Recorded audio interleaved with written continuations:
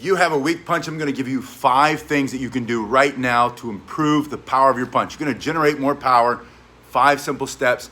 First thing you're going to do is fully extend your punch. A lot of people, when they punch, they don't go all the way out, especially if they're working on a bag. I watch all the time. There's almost never a fully extended punch. So there's no training the punch with it going all the way out. So that's the first thing I want you to practice. Punch in the air first. Get the hand out. Turn it over, and then the second part of this first tip is to snap that hand back and get it into this position. The other thing that goes along with this is I see people doing this, pushing on the bag all the time. So they're pushing on the bag, and that translates into a weak, powerless punch when you go to defend yourself. You can't knock somebody out, which is what you want to do, ideally, in self-defense. You want to knock them out with that first punch if you can.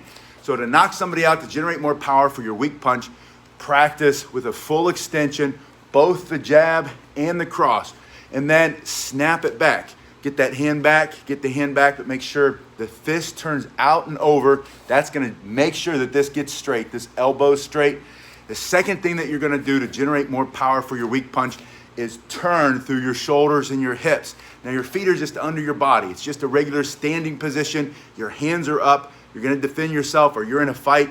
You have to extend, as we said in the first tip, but notice that I'm turning that shoulder into the jab and I'm turning the back shoulder on the cross. When you're punching the bag, give yourself proper distance. Don't stand here and punch, and don't just push the bag, but give yourself proper distance for full extension and turning through the shoulders and the hips. To generate more knockout power, you're gonna have to turn that shoulder when you snap that punch, and always snap it back. Get it out here. Don't leave it out. That leaves you open on the top and the bottom. You're gonna get knocked out. So the first tip, extension. Second tip, make sure you're turning. You can see it's already moving the bag. You're generating more power. The third tip is to move your body as you punch. Now I'm gonna move back a little bit, but you can see from here that I'm moving forward by stepping. I'm stepping. That's really the only way you can move forward unless you lean. But if you think about leaning, what's happening is you're putting your chin into his fist, knockout, but you're the one who's going to lose. So don't lean into a punch, but step into a punch. Now watch my foot for this third step on how to generate more power. Just step, step. When this hand goes out, that foot goes out. Just a small step. On the back punch, this foot comes in, just a little step, a tiny step. Anytime you move your body in the punch, you're generating knockout power. Tip 1, extend. Tip 2, turns. Tip 3, move your body forward with that little step. And practice always snapping this hand, getting it back into the guard so you don't get knocked out. Don't push them, punch them. The third thing that you're going to do to generate knockout power is adopt a band like this. Get one of these bands. Adopt this training into this kind of training, resistance training, into your workout. I like to put it here and then just run in place.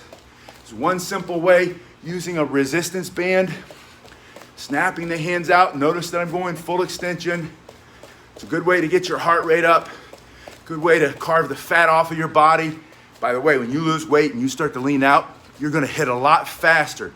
From here, the second thing you can do is just push and squeeze, push and squeeze.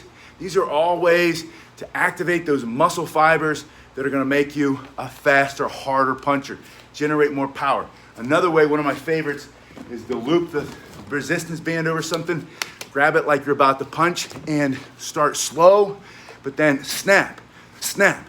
Give yourself resistance on the punch, and you're gonna generate a lot more power. So using a resistance band is the fourth way that you can generate more power if you have a weak punch. Weak punches are no good. You can't take them in the fight. You can't take them in the street for self-defense. Now the last thing, let me see, oh, I moved it.